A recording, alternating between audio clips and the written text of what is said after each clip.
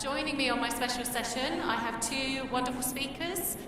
Nevine Badr who is Microfinance Central Sector Director at the Micro, Small and Medium Enterprise Development Agency. So we'll be hearing more on that in a minute. Also, His Excellency Dr. Magued Osman, who's a member of the National Council for Women and former ICT Minister in the caretaker government. So the special session is a different format. We're going to have two short presentations from our speakers, and then we're going to open it up to, I have a few questions. I know there are some questions on the app. I know you probably will all have questions as well. So it's a slight change to a normal panel discussion, a mixture of presentations and Q&A. So we're going to start with a presentation from Nevine. Thank you.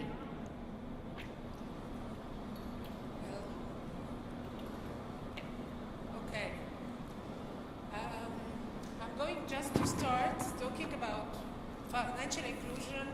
I will not say what is financial inclusion, because everybody knows here what is financial inclusion. Like, why is the stress recently in the past 2-3 years about financial inclusion? Can you hear her? No. AV team, can you help with the microphones?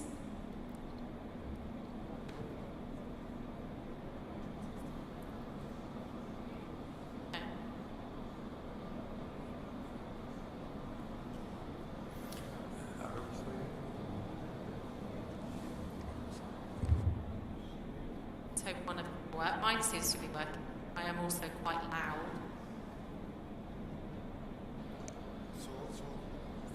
So this one is not working. This one. I think they are. I can hear you now. Yeah? Okay. Yes. You can hear me now? All right.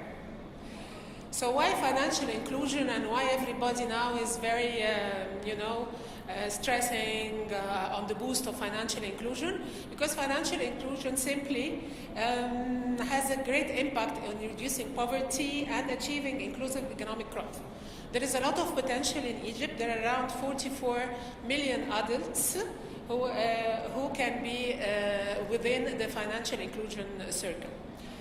In order to get financially included, there are several pillars that we have to stress on to be able to really be financially included. First one is financial literacy. It's not only the matter of access to finance, because of access to finance, we have a lot of money. There are money in the banks. MSMEDA has a lot of money that we seek from donors. But still, financial literacy is very important. If there are 2 billion people worldwide are not financially included, even if we give them access to such money without financial literacy, we will not be able to boost financial inclusion with the rate that we want to do. The other thing is financial identity. Many people don't have any financial identity or history with financial services, or even they don't have a national ID. This is another issue that we have to stress on to be able to really boost our financial inclusion. The third thing, which is a very important pillar that really had a great impact in other countries when it has been implemented, is the mobile banking or the mobile payment. The mobile payment is very crucial for financial inclusion. We have around 24 million people with smartphones already, expected to be 28 million by the end of 2019, where only 7.9 are using financial services. So also mobile payment and enhancing mobile payment and trying to boost the mobile payment is one of the very important pillars for financial inclusion. Also, other forms of banking services, like using the post office, using the outlets like Fawri and others, is also one of the very important parts for boosting financial inclusion. Microfinance, which is my specialty, is one of the main pillars that we expand in microfinance that really has a direct effect on financial inclusion. And there has been a lot of expansion and development in the microfinance sector in the past 3 years. And recently, of course, customer protection is one of the things that we have to look into if we're talking about financial inclusion. This is some data where we're saying what was the percentage of financial inclusion in 2011. It was around 10%, 14% in 2014, reached 33% in 2017. So these numbers give us a very positive and optimistic view, because there is a great jump between 14% and 33% in just 3 years. This is data about the microfinance in Egypt in general.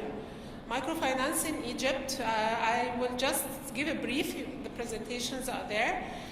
This year we have reached, by the mid of 2018, around 9.5 billion Egyptian pounds to around 2.6 million borrowers, versus last year at the same time around 5.5 billion Egyptian pounds to 2 million borrowers. There is a big boost. Since 3 or 4 years ago, there is around 70 or 80% growth rate. The market of microfinance now is very much regulated after the issuance of the law by the Financial Regulatory Authority, the law number 141 for the year 2014. So there is a big potential. There is a lot of other players that came into the market for microfinance. Now there are microfinance companies on board. There are around 6 microfinance companies who are registered and they are licensed. They have now around 41% of the portfolio, of the market share, and 28% of the number of borrowers, because their average loan size is much bigger than the average loan size lent by the MFIs. Tier A MFIs also have the biggest share. Tier A MFIs are only 13 MFIs out of 899 registered ones. Tier B are only 18 out of the 899 registered ones, and they have around 7% of the market share, Tier B. So the concentration is in Tier A and the companies right now. The women have a great part of the microfinance. They have around 70% of the number of borrowers are women. However, 50% of the portfolio goes to women. MSMEDA initially was the Social Fund for Development, but our structure has changed in April 2017, where MSMEDA had a lot enhanced and the changes in its mandate. When we were the social fund, we used to avail funding, giving access to finance to our entrepreneurs, to our intermediaries, even direct lending, and we did a great job at that time. But now we have 15 mandates in our new structure. Only 2 of them is talking about access to finance. All the others is talking about many other issues, namely regulatory framework, legal and regulatory coordination, value chains, marketing, partnerships, establishing new companies, a lot of other mandates that was not there in the social fund now is in our pocket. MSMEDA's vision is to be recognized as a national apex institution, mandated to place MSMEDA, the MSMEs and the entrepreneurs at the heart of sustainable socio-economic development. Our mission is to make the MSMEs and the entrepreneurs' business environment more conducive to MSME and entrepreneurship growth by producing and disseminating knowledge, tools, and increasing the efficiency of the support ecosystem and fostering innovative and integrated responses. I'm going to give just a brief about how we've been growing in the past years. This is our total portfolio for the small and micro enterprises only since our inception, since our social fund in 1991, and we had dispersed 37 billion Egyptian pounds since then. That served 2.9 million projects and resulted in a 4.6 million job creations. We're talking about 27 years. Out of these, 12 billion goes just to microfinance. So 30 or 33% of our whole portfolio goes to microfinance, getting, of course, the biggest share of the number of projects, because the microfinance are small loans and number of projects are huge. In the last 3 years in MSMEDA, we have almost dispersed more than almost 12 billion out of the 37 billion. So only since 2 years and a half, 2016, 2017, and only 6 months in 2018, we have dispersed more than 30% or almost 30% of what we have been dispersing since 1991. And this is also the comparison for the microfinance dispersed in the last 3 years. In the last 3 years, we have dispersed more than 10 or 11 billion Egyptian pounds just in microfinance. We avail microfinance through our intermediaries, either banks. We support the Central Bank of Egypt in his initiative to enhance or develop the microfinance sector. We lend banks money to give money to the end borrowers directly, or to lend other intermediaries like the companies and the NGOs. Of course, we work via the MFIs. Most of the registered MFIs were our clients. We have active contracts with more than 400 MFIs now, and we work with the 3 out of the 6 registered companies, because 3 of them have been registered just recently. We avail other services, of course, to our borrowers, giving them a taxation registry, making exhibitions, and a lot of other services, non-financial service, entrepreneurship training, how to start your business, how to improve your business. Not only that we offer the financial services to our borrowers. So this is mainly our interventions in microfinance and in MSMEDA. In the coming future, we have a lot of new interventions on our plate. We are introducing, in cooperation with the Financial Regulatory Authority, we are introducing new insurance products to the microfinance borrowers. We are introducing mobile payments to our, of course, the ones who can use the mobile payment by the law now are the Tier A, Tier B, and the companies.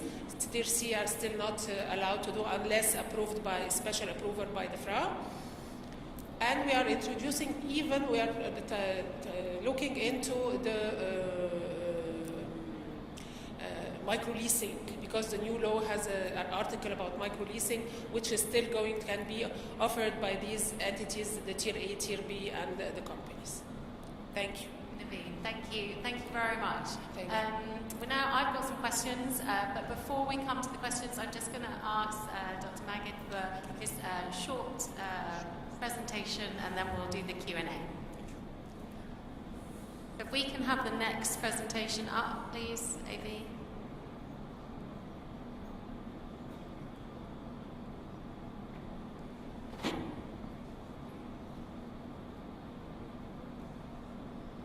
Quite there yet. Okay. Thank you, Albert. Thank you very much. I'm representing the National Council of Women.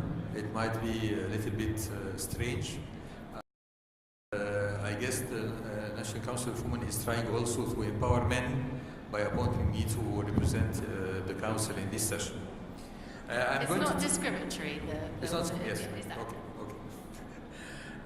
Actually, I'm going to concentrate, after what Nevine said, on the part of the financial inclusion for women in Egypt.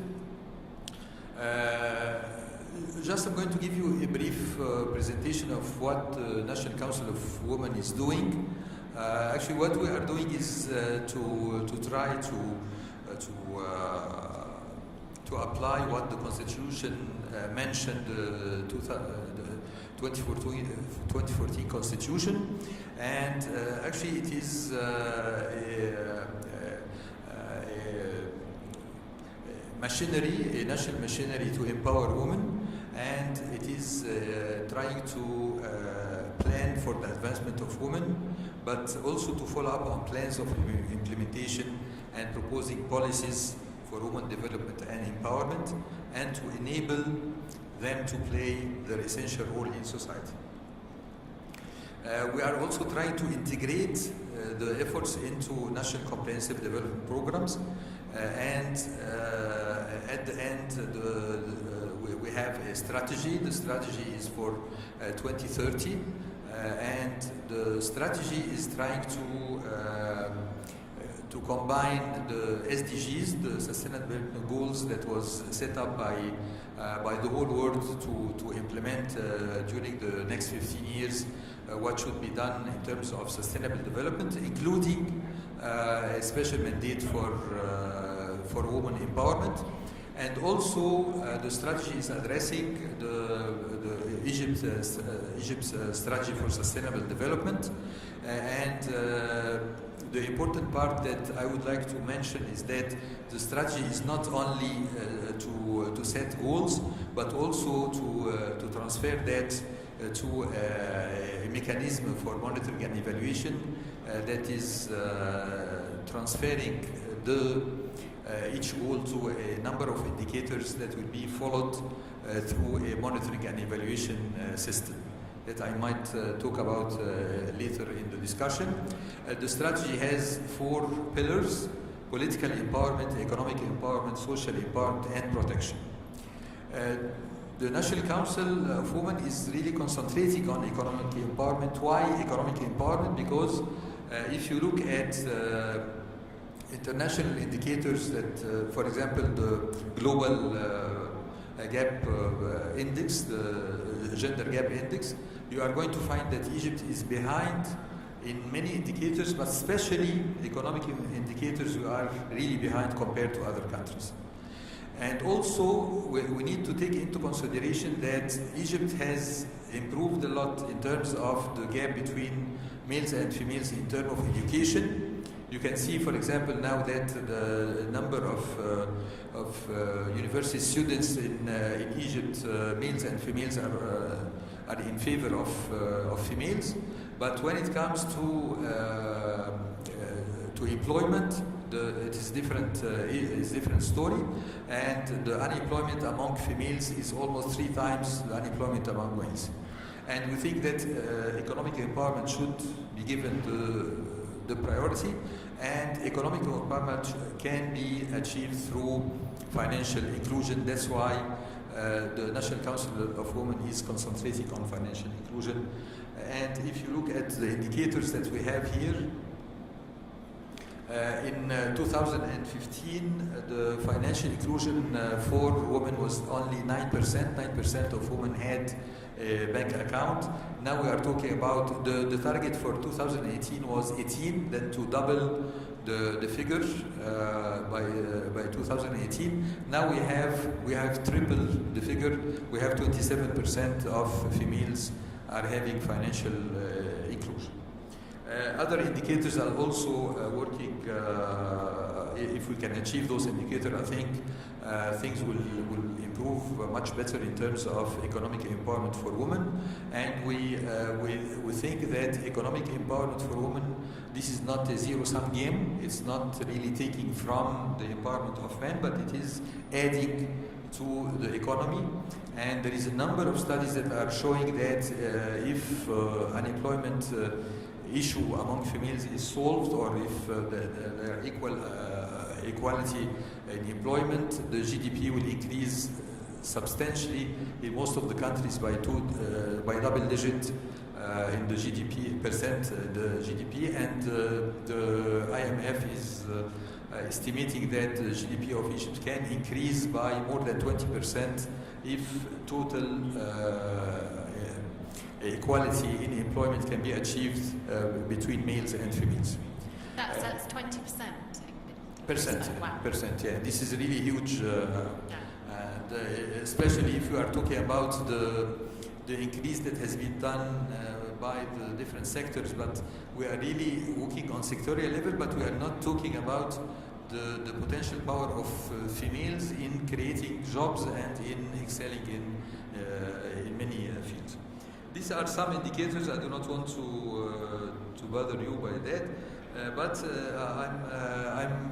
I would like to just point that on the policy level there is a number of issues that is achieving or helping to achieve financial inclusion, but also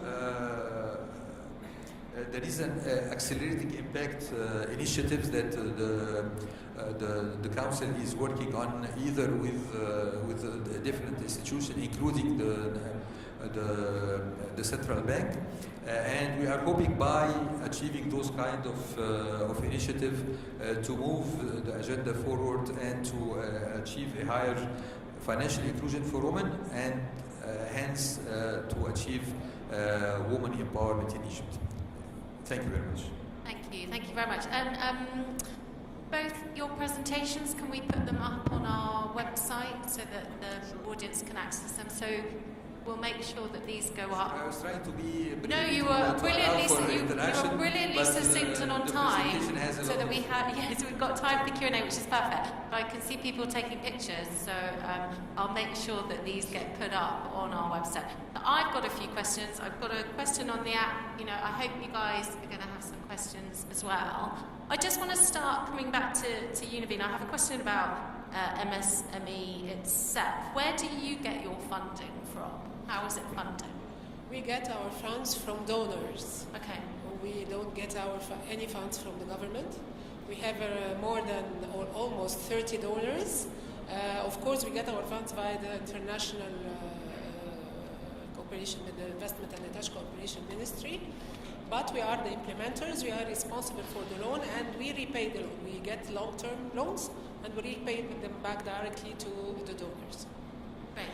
And how much do there are obviously many stakeholders here working towards financial inclusion. Do you work closely with the National Council for Women? Is there a lot of coordination between all the different agencies? There is a lot of coordination between us and the Financial Regulatory Authority. There is a lot of coordination between us and the Federation of Microfinance in Egypt. There is a lot of cooperation between us and the Central Bank of Egypt. There is a lot of cooperation between us and the National Council of Women, some other ministries. There is a lot of cooperation, and on our board sits a lot of ministries who are related to our work, so there is a lot of cooperation also with government entities. Fantastic. And I'm going to open it up to questions from the floor. I have more questions, but I know that haven't really opened the questioning up. Anyone got any questions? No? Being very quiet now. Yeah, question here at the front.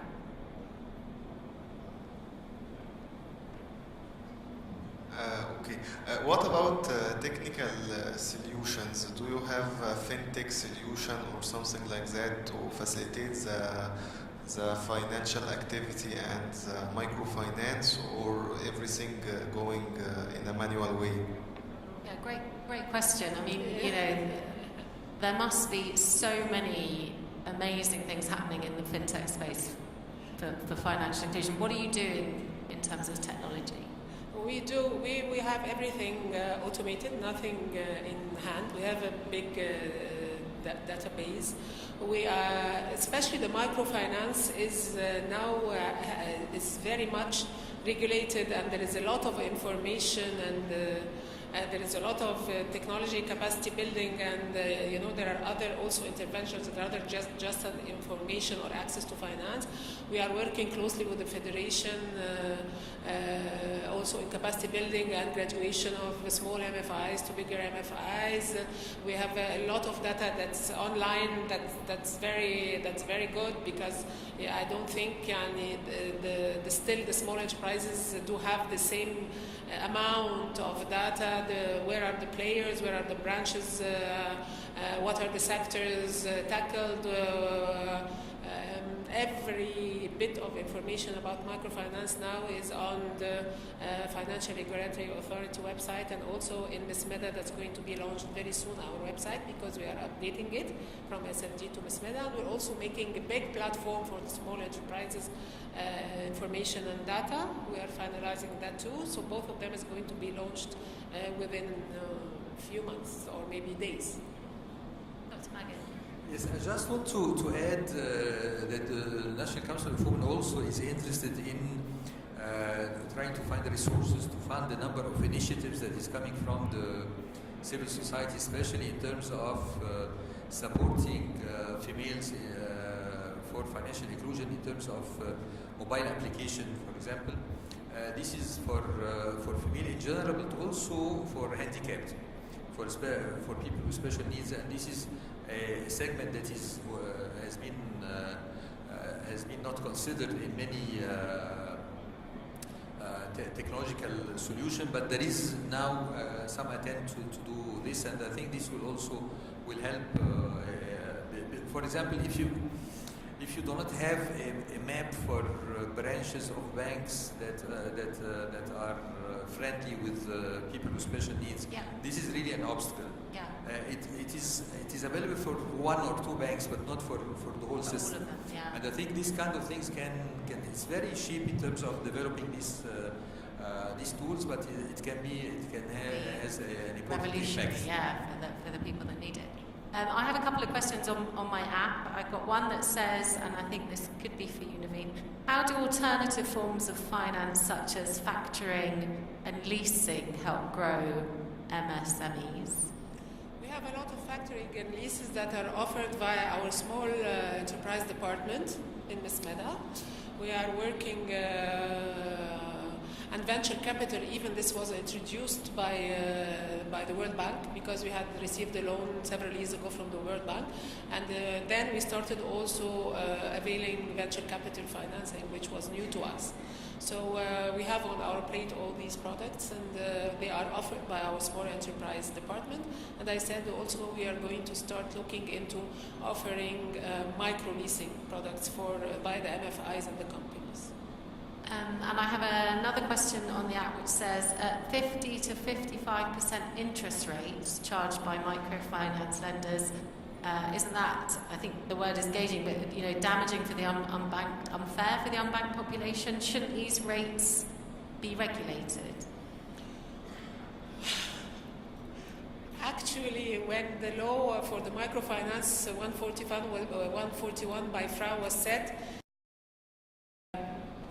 it was deliberately taken off ceiling for the interest rate. Why? Because each and every product offered, each and every target group, each and every governorate have special terms and conditions and could be have a different rate. There is a lot of that. I don't know if he's talking 55%. The average market rate, interest rate now is 18% flat rate. So I don't know what he means by the 55. And I don't think that the interest rate makes any issue for the borrowers, because the microfinance usually have a quick sales revenue. They can maybe profit up to 300% a year. He wouldn't care about the interest rate. He cares about the quick transaction, the actual size of loan that he really needs. He doesn't get a smaller amount than his needs that would fail his project. And the microfinance is a very costly operation. It serves the informal sector, so this is a risk. And there are no collaterals almost needed. There is an army serving these clients because the loans are very small, and there is a lot of people have to serve. So it's a costly operation. And at the end, mainly they are offered by NGOs or MFIs who are non-profit organizations. Also, the banks put in consideration the interest rate. They go with the market rate. They don't go above that. So I don't think that the interest rate is a real issue in the microfinance now. Otherwise, the interest rate has been growing in the past 2-3 years, and still there is a dramatic expansion in the portfolio and the services rendered. So I don't think this is an issue for the borrowers. Do we have any more questions from the audience? Yeah, I've got a question here.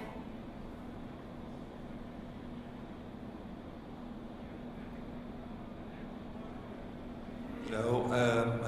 My question is about the mobile banking and how it could serve the microfinance industry during the coming period, especially with the heading of the state to the financial inclusion. I am familiar with some experiences in Ghana, Uzbekistan and other countries who have banks for microfinance, and they are using mobile banking to eliminate the costs that you are talking about and try to enhance their operation capabilities and deduct some costs, reducing the interest rate. So I would like to hear from both of you about the mobile banking and how it would interfere and enhance the micro industry. Well, I agree with you totally. The mobile banking is very important. There has been some initiatives recently we have chosen 2 banks and 2 big MFIs or 3 big MFIs who started introducing mobile banking via these entities to see and find if there's going to be any bugs or any things that we can improve. Almost this pilot or trial has finished. And there is most of the Tier A, Tier B MFIs and the companies are getting extensively in the very coming future in mobile banking. And as you see from the data, that only the 13 MFIs, the Tier A and 18 Tier B and 6 companies have more than 95% or almost 94% of the market share, and all of them are getting in this operation very soon, after we have finalized the pilot stage. Well, I fully agree that technology can provide a lot of strength and speed for financial inclusion. And if you take into consideration that 70% of people who have mobile, they do have smartphones, and this is on the rise. But if you consider also that the government is putting a lot of investment in expanding on the infrastructure and on improving the service for internet, with the high demand that was accumulated over the last 10 years, I think we can see something different after maybe 3 to 5 years. But also we have to consider to balance between technological solution and very traditional solution that is used by normal people in villages and in less affluent communities. I'm talking about jam'iyat and all those kind of solution that people will solve their problems in a very non-traditional way. We have to keep looking at both sides, and I think this is a balance that we need to maintain. Thank you. Thank you. Our time's up. I have just one last question. The figures are great. The fact that we've gone from 2011 10%, 2017 33% account penetration, and from 9% to 27% on the women's side. When will we get to 100%? Is it possible? And, I think any indicator to reach 100% is difficult, but improving in 3 years, tripling the percentage is really something really remarkable. And I hope we will continue on the same trend. Inshallah. Okay. Thank you. Please join me in thanking Nevine and Magued for their presentations and discussions. Thank you very much.